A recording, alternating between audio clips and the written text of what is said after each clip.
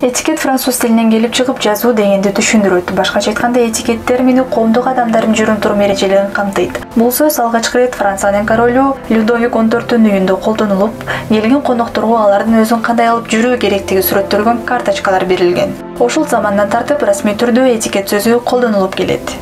Демек, этикет адамга карата социалдык жана адеп ахлак нормаларынын стандарттарын чагылдырып, жүрүм-турум модельдерин камтыган эрежелердин жыйындысы. Маселен, этикет адамга учурашуу, таанышуу, коомдук жайларда өзүн алып жүрүү, жүрүм-турумун башкарууга мүмкүнчүлүк берет. Коомдо адамдарды этиканы сактаган же этиканы сактабаган адам деп экиге бөлүп карашат. Этиканын баардык эрежелерин билген адамдар барган жерде сыйга татыса, сактабаган адамдар уятка калып калуусу толук мүмкүн. Этикеттин бир нече түрлөрү бар. Ал эми бүгүн этикеттин негизги түрлөрүнүн бири күндүк коомдук жайларда көңүл буруу керек болгон эрежелер тууралуу баяндайбыз. Коомдук транспорттагы этикет.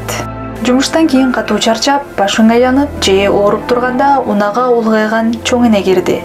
Ал карыган чоң энени карап, эми мен деле чарчадым, отура эле берейин деп ойлойсуз. Бир жагынан кара адамдын маңдайында олтуруп алганда ыңгайсыз дейли. Эми ушул абал этикетте кандай көрсөтүлгөн? Карап көрөлү. Кыргызстандагы транспорт бул демократиялык жай жана жол акысын төлөө бардык жүргүнчүлөр үчүн бирдей жол жүрүү укугун камсыз кылат. Транспортта жүргүнчү башка жүргүнчүгө орун берүүгө милдеттүүбү? Жооп. Бул нерсе коомдо кабыл алынган этикеттин эрежелери менен жөнгө салынат. Этикеттин бүт маданияты өз ара сылыктык эрежелерине негизделген. Жүргүнчүлөрдү сылык сыпа эрежелерин сактоого мажбурлоо мүмкүн эмес. Этикалык жүрүм-турум маданияттуу адамдын эркин тандоосу. Сыпайылык бул моралдык сапат.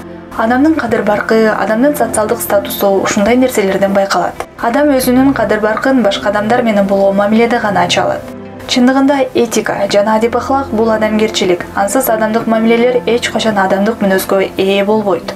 Унаада отуруудан баш тартуу же орундук бербөө жөнүндө чечим жүргүнчүнүн моралдык тандоосу жана анын адамдык абалын көрсөтүү.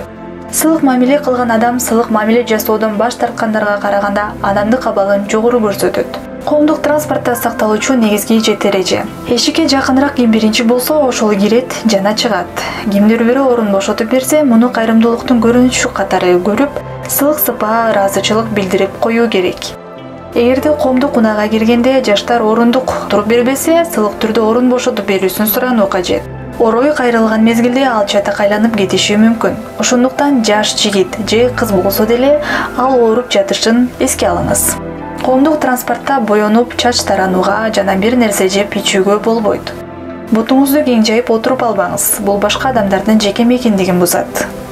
Артка сыпалуучу рюкзак абдан ыңгайлуу, бирок ал башкаларга тоскоо болбош үчүн далыңыздан чечип, колуңузга кармап алыңыз. Тазалык эрежеси бул кийимдин жана дененин тазалыгына гана эмес, ошондой эле парфюмерияга жана башкаларга да тиешелүү. Этикет эрежелерин аткарабы же жокпу адамдын жеке тандоосу. Андыктан эгерде адам жүрүм-турум эрежелерин сактабаса, конфликтке баруунун эч кажети жок.